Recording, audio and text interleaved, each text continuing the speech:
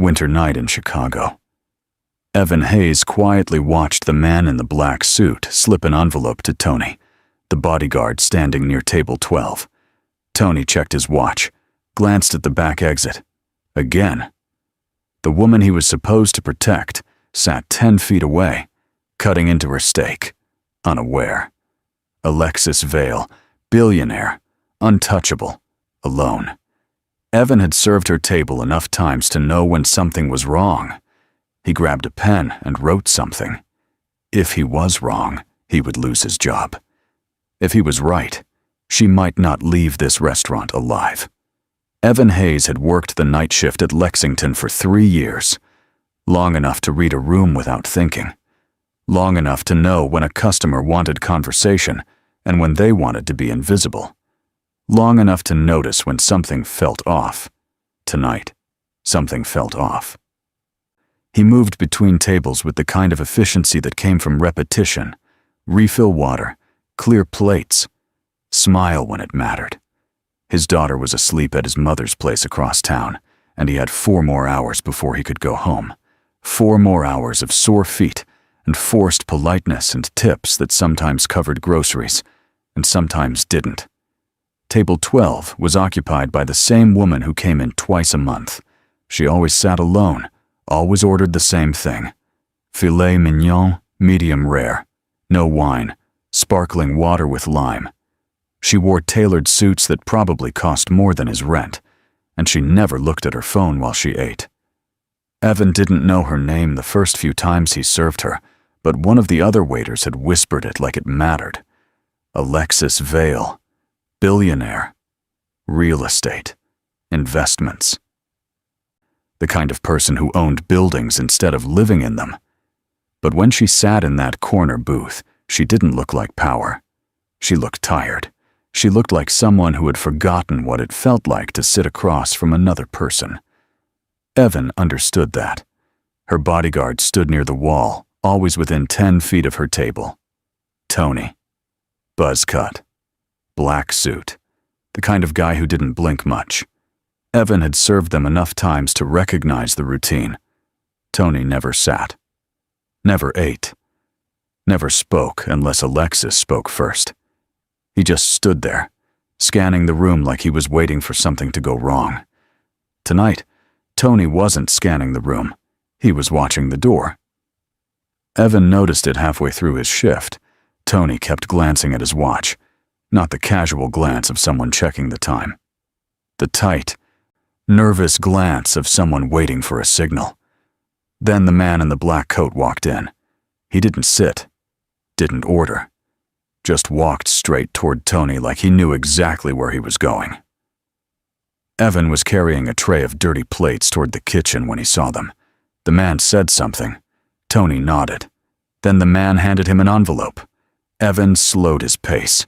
He didn't stop, didn't stare, just kept moving, kept his head down, but his eyes stayed on them. Tony slipped the envelope into his jacket. The man left through the front door without looking back. Evan pushed through the kitchen doors and set the tray down harder than he meant to. One of the cooks glanced at him. "You good?" Evan nodded. He wasn't good.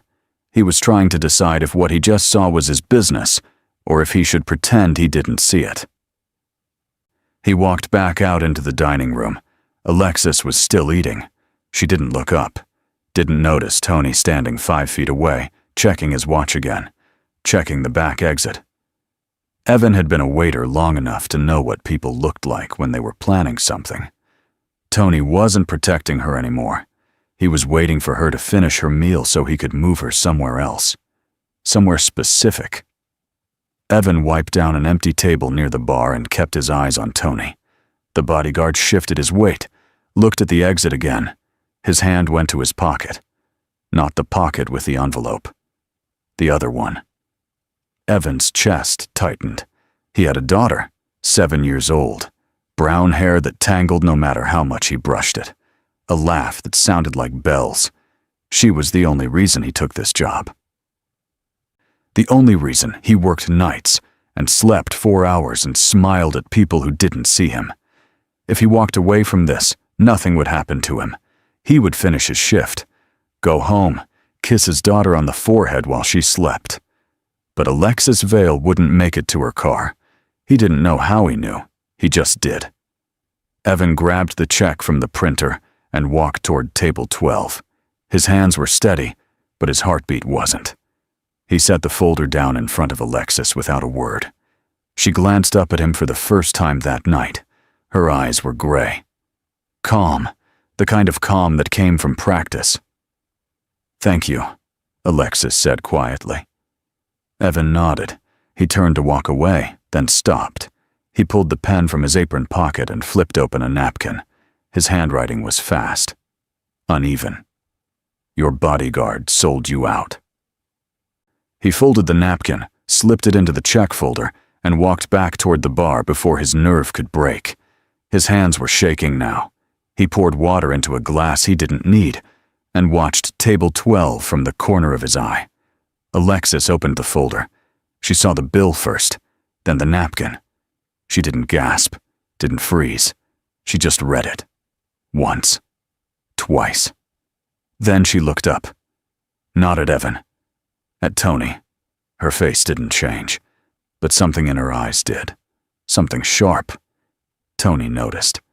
Evan saw the exact moment he realized she knew. The bodyguard's expression flickered, just for a second. Then he turned and walked toward the kitchen. Not the front door. The kitchen. Alexis stood. She didn't rush, didn't call out. She just placed $200 bills on the table and walked toward the bar where Evan was standing. "Who are you?" she asked. Her voice was quiet, but it wasn't soft. Evan met her eyes. "Just a waiter." "No," Alexis said. "You're not." Before Evan could respond, Tony reappeared from the hallway near the restrooms. He wasn't alone. A man in a server's uniform walked beside him, not one of the regular staff. Evan had never seen him before. The man glanced at Alexis, then at Tony. Then he turned and walked straight out the back exit. Tony followed. Alexis didn't move. She stood next to Evan at the bar, her hands flat on the counter. "He's gone," Evan said. "I know." "You should call someone." Alexis looked at him. "Who?" Evan didn't have an answer. She exhaled slowly. "What did you see?" A man gave him an envelope. Tony kept checking the back exit. "Like he was waiting for you to finish so he could move you." "Move me where?" "I don't know. But it wasn't to your car."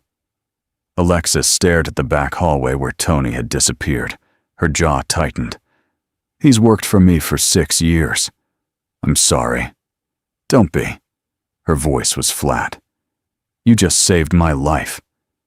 Evan didn't know what to say to that. He wiped down the counter even though it was already clean. Alexis didn't leave. She stood there like she was trying to decide what came next. Finally, she spoke again. "What's your name?" "Evan." "Evan." She repeated it like she was memorizing it. "Do you have a phone?" He pulled it out of his pocket. It was old, cracked screen. She didn't comment on it. She just took it, typed something, and handed it back. Her number was saved in his contacts. "If anything happens," Alexis said.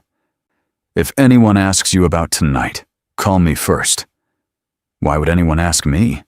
"Because you're the only person in this room who saw what I didn't." She turned and walked toward the front entrance. Evan watched her go. She didn't look back, didn't hesitate, just stepped out into the cold Chicago night like nothing had happened. But something had. Evan looked down at his phone, at the number she'd left, at the name next to it. Alexis Vale. He put the phone back in his pocket and finished his shift. He didn't tell anyone what happened, didn't explain why his hands were still shaking when he clocked out at 2 a.m. He walked to his car in the parking lot and sat in the driver's seat for 5 minutes before starting the engine. The city was quiet, the kind of quiet that felt heavy.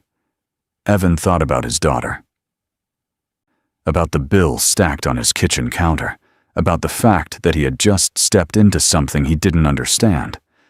But he also thought about Alexis Vale sitting alone at table 12, about the way she looked when she realized the person protecting her had turned into the person she needed protection from. He started the car and drove home. He didn't know it yet, but his life had just changed. Evan didn't sleep that night. He got home at 3 in the morning, checked on his daughter, and sat at the kitchen table with his phone in front of him. The number was still there. Alexis Vale. He didn't know why he kept checking. Maybe because part of him didn't believe it had actually happened. His mother had left a note on the counter. Mia ate all her dinner, asleep by 8:30. See you tomorrow. Evan folded the note and set it aside. He looked at the stack of bills next to the coffee maker. Electric. Water. Mia's school fees. He'd been 3 weeks behind on rent twice this year already. His manager at Lexington had been decent about the schedule, but decent only went so far. He thought about Tony, about the envelope, about the way Alexis had looked at him when she realized the person she trusted had already made a choice. Evan knew that look. He'd seen it in the mirror 2 years ago when his ex-wife told him she was leaving, not because of another man, not because of money, just because she was tired. Tired of being a mother. Tired of being married. Tired of him. She signed the papers and left Chicago a month later. Mia asked about her sometimes, but not as much anymore. Evan stood and walked to his daughter's room. The door was cracked open. Mia was curled under her blanket, her stuffed rabbit tucked against her chest. Her hair was tangled across the pillow. He thought about brushing it, but he didn't want to wake her. He went back to the kitchen and finally turned off his phone. Tomorrow, he would go back to work. Tomorrow, nothing would change, except everything already had. The next afternoon, Evan's phone buzzed while he was making Mia lunch. He glanced at the screen. Unknown number. He almost didn't answer. Then he remembered. Hello? Evan. The voice was calm, controlled. It's Alexis Vale. He set down the butter knife. Hi. I need to see you. Why? Because Tony disappeared last night, Alexis said, and I need to know exactly what you saw. Evan glanced at Mia, who was coloring at the table. I already told you. I know. But things are moving faster than I expected. Her voice shifted slightly. Can you meet me this afternoon? I have my daughter. Bring her. Evan frowned. Where? Somewhere public. There's a cafe on West Monroe. Bluebird. Do you know it? Yeah. 3 o'clock, Alexis said. I'll be there. She hung up before he could respond. Evan stared at his phone. Mia looked up from her drawing. Who was that? She asked. Someone from work, Evan said. It wasn't a lie. Not exactly. Bluebird Cafe was small, quiet, the kind of place where people worked on laptops and didn't look up when someone walked in. Evan arrived 10 minutes early with Mia's hand in his. She wore her purple jacket and light-up sneakers. She looked around the cafe with wide eyes. Can I get hot chocolate? She asked. Yeah. Go pick a table. Mia ran toward the window seat. Evan ordered at the counter and turned to find Alexis already sitting across from his daughter. She wasn't wearing a suit today, just a black sweater and jeans. Her hair was pulled back. No makeup. She looked younger, more human. Mia was showing her the drawing she'd brought. Alexis was nodding like she actually cared. Evan walked over with 2 mugs and a juice box. He set them down and sat next to Mia. This is really good, Alexis said, looking at the drawing.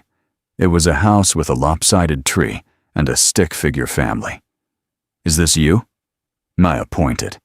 That's me. That's Daddy. That's Grandma. Where's your mom? Alexis asked.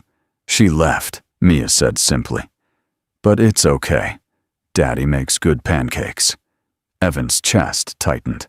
He handed Mia the juice box. Why don't you color for a bit, kiddo? Mia nodded and pulled out her crayons. Alexis watched her for a moment, then looked at Evan. Thank you for coming. You said Tony disappeared. He did. I had someone check his apartment this morning. Empty. His phone's off. Bank account was cleared out 2 days ago. Alexis wrapped her hands around her coffee mug. He planned this. Planned what, exactly? I don't know yet. But I think he was selling information, not trying to kill me. At least not directly. She met his eyes. The man you saw, the one who gave him the envelope. Did you get a look at his face? Not really. Dark coat, average height. He didn't stay long. Alexis nodded. That matches what my security team pulled from the restaurant footage. You have a security team? I do now. Her voice was tight. Tony was supposed to be enough. I trusted him. Evan didn't say anything. He didn't need to. He worked for me for 6 years, Alexis continued. I thought I knew him, thought he was loyal. Turns out loyalty has a price, and someone met it. Mia looked up from her drawing. Are you Daddy's friend? Alexis smiled. It was small, but real. I think so. Is that okay? Mia nodded. Daddy doesn't have a lot of friends. Mia, Evan said quietly. It's true. His daughter went back to coloring. Alexis looked at Evan. She's right, isn't she? I work nights. Don't have a lot of time for friends. I work all the time, Alexis said. Don't have a lot of time for people. She looked down at her coffee. Tony was the closest thing I had to someone I could trust. And now I'm sitting in a cafe with a waiter I don't know, trying to figure out who wants to destroy me. Evan leaned back in his chair. Why are you telling me this? Because you're the only person who saw what I didn't, and because you didn't have to warn me. You could have walked away, but you didn't. I couldn't. Why not? Evan glanced at Mia. Because I have a daughter who needs me alive, and I figured you might have people who need you alive too. Alexis didn't respond right away. She just looked at him like she was trying to decide if he was real. Finally, she said, I owe you my life. You don't owe me anything. Yes, I do. Her voice was firm, and I don't say that lightly. Mia held up her drawing. Done. Evan looked at it. She'd added another stick figure. This one had long hair and was standing next to him. Who's that? He asked. Alexis, Mia said. She's nice. Alexis's expression softened. She looked at the drawing for a long moment, then at Mia. Can I keep this? Mia's face lit up. Really? Really? Mia carefully tore the page out of her sketchbook and handed it over. Alexis folded it gently and slipped it into her bag. Thank you, she said. Evan's phone buzzed. He glanced at it. A text from his manager. Can you cover Jason's shift tonight? 6 to close, he typed back. Yeah, Alexis noticed. You work tonight? Every night. Who watches her? My mom. Alexis nodded slowly. She looked like she wanted to say something but didn't. Evan stood. We should go. I need to get her fed before my shift. Alexis stood too. Evan, he turned. If anything happens, if you see anything strange, anyone watching you, call me. Why would anyone be watching me? Because Tony knows you saw him, and if he's working for someone, they know too. Evan's stomach dropped. He hadn't thought about that, hadn't thought past the moment he slipped that napkin into the check folder. I'm just a waiter, he said. Not anymore. Alexis's voice was quiet. You stepped into something the moment you warned me. I'm sorry. But you need to be careful. Mia tugged on his hand. Daddy, I'm hungry. Evan looked down at her, then back at Alexis. I'll be careful. She nodded. I mean it. Call me if anything feels wrong. Evan took Mia's hand and walked out of the cafe. He didn't look back, but he felt Alexis watching him until the door closed behind them. The next 3 days were normal. Too normal. Evan worked his shifts, came home, made breakfast for Mia, slept 4 hours, did it again. But he couldn't stop checking over his shoulder, couldn't stop noticing the cars parked across the street. Couldn't stop thinking about what Alexis had said. You stepped into something. On the fourth night, his phone rang at 1 in the morning. He was walking to his car after his shift when he saw the name. Alexis Vale. Hello? Evan. Her voice was strained. I need you to listen carefully. He stopped walking. What's wrong? Someone leaked internal documents from my company this morning. Contract details, financial projections, things only a few people had access to. She took a breath. Tony was one of them. So it was him. It was. But it's worse than that. The leak went to a competitor. I just lost a $50 million deal because they knew exactly what I was offering before I walked into the room. Evan didn't know what to say. $50 million. He couldn't even imagine that kind of money. The board is panicking, Alexis continued. The press is already running stories. My reputation is on the line, and Tony's still gone. Can't you trace the leak? We're trying, but he covered his tracks, and whoever's paying him is good at staying invisible. Her voice cracked slightly. I've spent 15 years building this company, and it's falling apart because I trusted the wrong person. Evan leaned against his car. The parking lot was empty, cold. He could see his breath in the air. I'm sorry, he said. Don't be. This isn't your fault. Then why are you calling me? Alexis was quiet for a moment. Then she said, because you're the only person who believed me when it mattered. Everyone else thought I was paranoid, thought I was overreacting. But you saw what I didn't, and you acted. Evan closed his eyes. I just wrote a note. You saved my life, Alexis said. And now, I'm losing everything anyway. He didn't know what to say to that, didn't know how to fix something that big. Where are you right now? He asked. My office, trying to figure out how to stop the bleeding. Have you slept? No. You should. Alexis laughed. It was bitter. I can't. If I stop, I'll have to think about the fact that I'm completely alone in this. Evan opened his eyes. You're not. Yes, I am. My board doesn't trust me. My investors are spooked. The media's circling. And the one person who was supposed to protect me sold me out for money. Her voice broke. I don't have anyone. Evan thought about Mia, about the way she'd drawn Alexis into their family without even thinking about it, about the way Alexis had folded that drawing like it was worth something.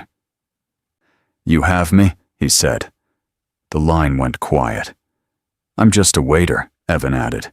I don't know anything about business or contracts or $50 million deals, but I know what it's like to feel alone, and I know you don't deserve that. Alexis didn't respond right away. When she finally spoke, her voice was softer. Why do you care? Because you're not a bad person, and bad things are happening to you because someone decided money was more important than loyalty. That's not fair. Life's not fair. I know, but that doesn't mean you should go through it alone. Alexis exhaled. It sounded like she'd been holding her breath. Thank you. For what? For reminding me that not everyone is Tony. Evan smiled slightly. Get some sleep, even if it's just an hour. I will. Good night. Evan. Good night. He hung up and stood in the parking lot for another minute. Then he got in his car and drove home. When he walked into his apartment, his mother was asleep on the couch. Mia was in her bed, tangled in her blankets like always. Evan sat at the kitchen table and stared at his phone. He thought about Alexis sitting in her office, alone, trying to hold together something that was falling apart. He thought about the way she'd looked at Mia's drawing, like it was the first real thing she'd seen in a long time. He didn't know if he could help her, didn't know if there was anything a single dad from the South Side could do for a billionaire. But he knew he wasn't going to walk away. 2 days later, the story hit the news. Evan saw it on his phone during his break. Vale Industries in crisis. Billionaire CEO faces internal betrayal. The article didn't name Tony, but it didn't have to.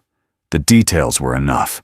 Leaked contracts, lost deals, a company in chaos. Evan scrolled through the comments. Most of them were brutal. She should have seen this coming. Billionaires don't get sympathy. Bet she deserved it. He turned off his phone and went back to work. But his chest felt tight. He thought about calling her, then decided against it. She didn't need another person asking if she was okay. When his shift ended, he found a text waiting. "I have to do a press conference tomorrow. I don't want to." "But I don't have a choice," Evan typed back. "You'll be fine." 3 dots appeared, then disappeared, then appeared again. "I'm scared." Evan stared at the screen. He'd never heard her say that before. Not out loud. Not even implied. He typed carefully. "Scared of what? That I'll walk out there and realize I really am alone. That no one believes me. That everything I built was just luck. And now it's gone." Evan sat in his car and read the message 3 times.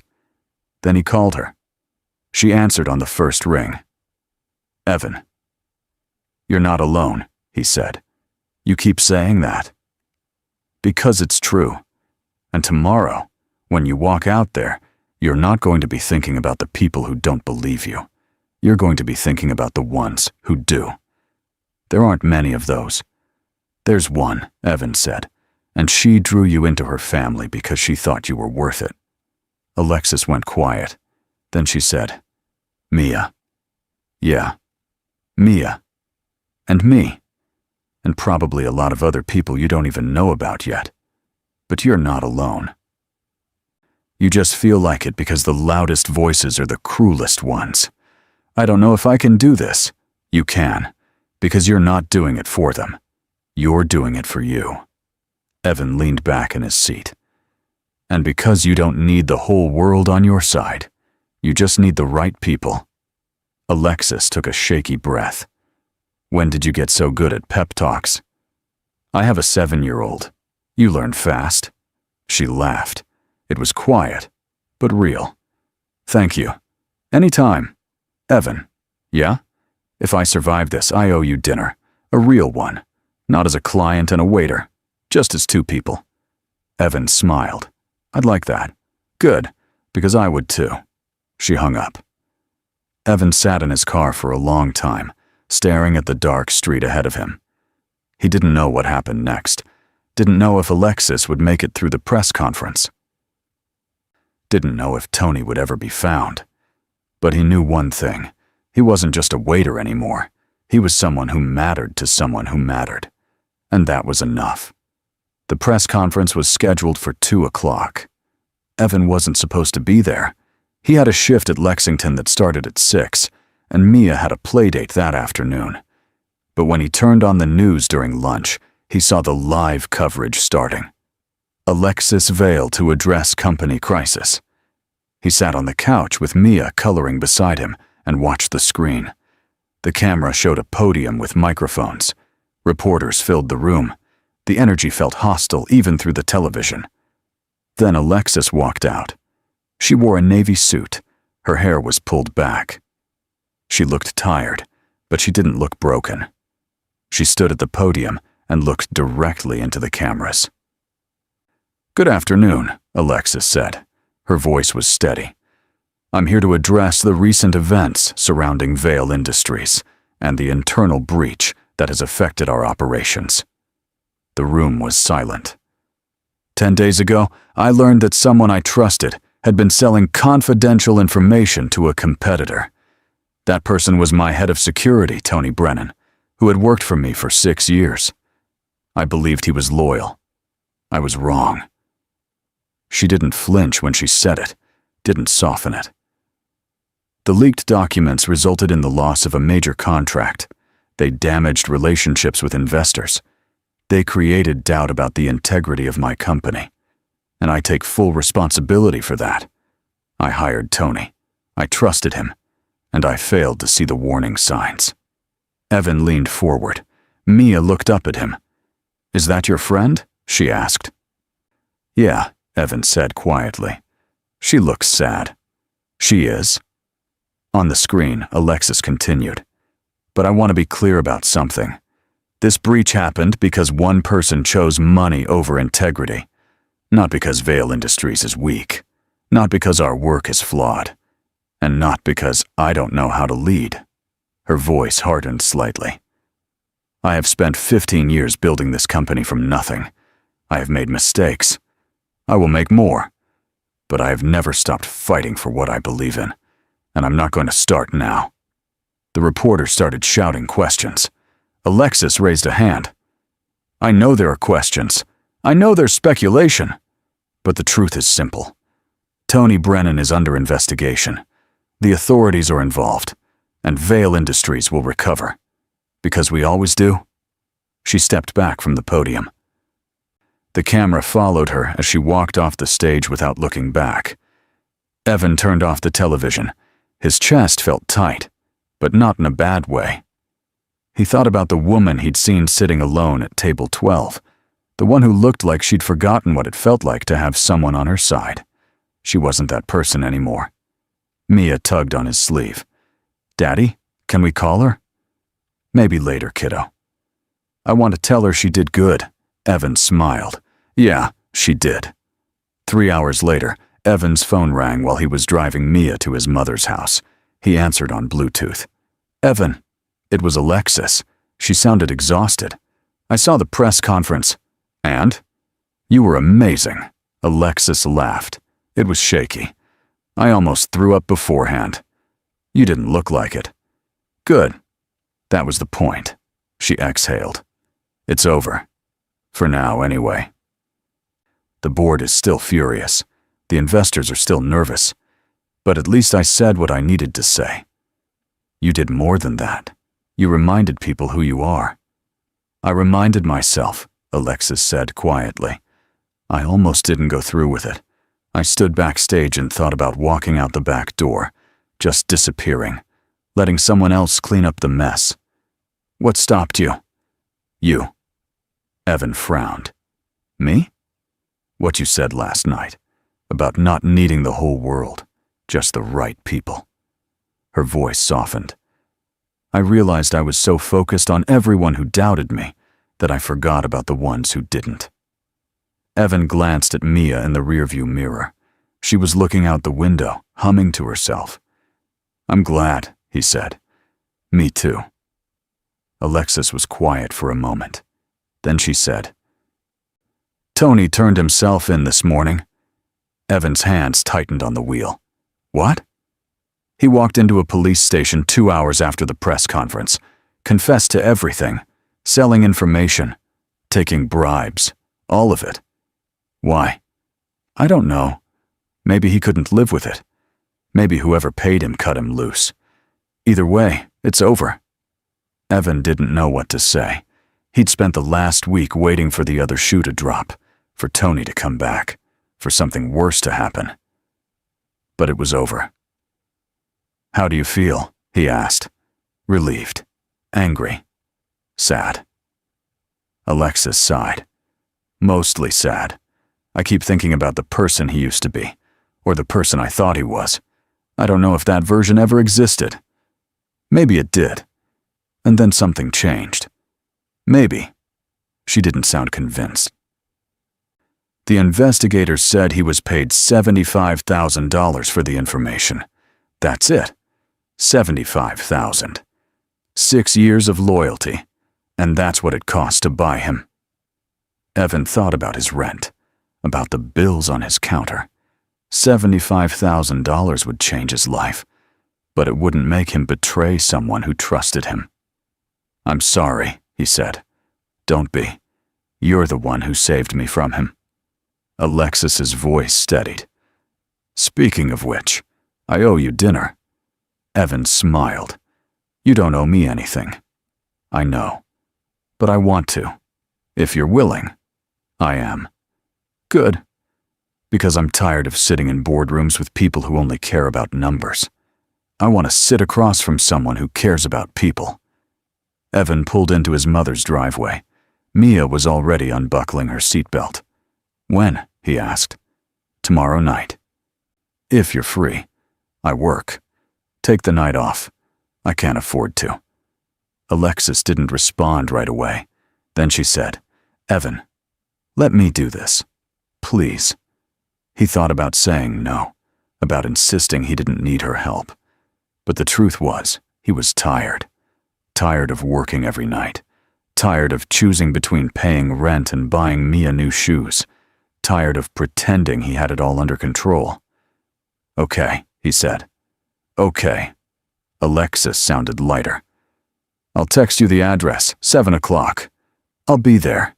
She hung up. Evan sat in the car for a moment, staring at the steering wheel. Mia knocked on the window from outside. Daddy, come on. He got out and walked her to the door. His mother opened it before they reached the steps. You look happy, she said. Do I? Yeah, you do. She smiled. It's nice. Evan kissed Mia on the head and watched her run inside. His mother leaned against the doorframe. Who is she? She asked. Who? Whoever's making you smile like that. Evan shook his head. It's not like that. Sure it's not. Mom, I'm just saying. You haven't looked like this since before Emily left. So whoever she is, I like her already. Evan didn't argue. He just hugged his mother and drove home. When he walked into his apartment, he realized she was right. He did feel happy. For the first time in a long time. The restaurant Alexis chose was quiet. Upscale, but not flashy. The kind of place where people went to actually talk instead of be seen. Evan walked in wearing the only suit he owned. It was a little tight in the shoulders, but it was clean. Alexis was already there. She sat at a corner table, wearing a simple black dress. No jewelry, no makeup. Just her. She stood when she saw him. You came. Of course I did. They sat. A waiter brought water and menus.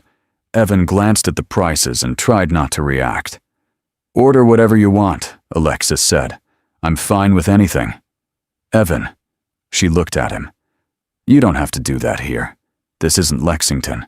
You're not the waiter. You're my guest. He nodded slowly. Okay. They ordered. The food came. They ate in comfortable silence for a while. Then Alexis set down her fork. I need to tell you something, she said. Evan looked up. What? I've been thinking about what you said, about not needing the whole world, just the right people. She met his eyes. You were right. I spent so long trying to prove myself to everyone that I forgot what it felt like to just be myself. You don't have to prove anything to me. I know. That's why I like you. She smiled. It was small but genuine. You see me. Not my company. Not my money. Just me. And that's rare. Evan didn't know what to say. He thought about the woman who used to sit alone at table 12, the one who never looked at her phone, the one who seemed like she'd built walls so high she couldn't see over them anymore.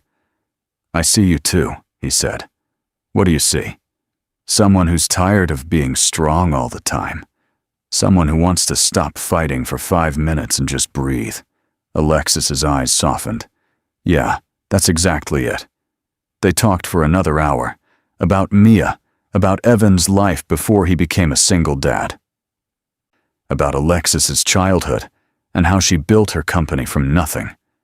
She told him about the nights she slept in her office because she couldn't afford rent, about the first deal she closed, about the moment she realized she'd made it. But making it didn't feel the way I thought it would, Alexis said. I thought I'd feel accomplished, fulfilled. Instead, I just felt lonely. Why? Because success doesn't fill the space people used to occupy. And somewhere along the way, I stopped letting people in. It was easier that way. Safer. Until it wasn't. Until it wasn't, she agreed. And then you came along. A waiter with a cracked phone and a daughter who draws stick figures. And you reminded me what it feels like to be seen as a person instead of a transaction. Evan looked at her.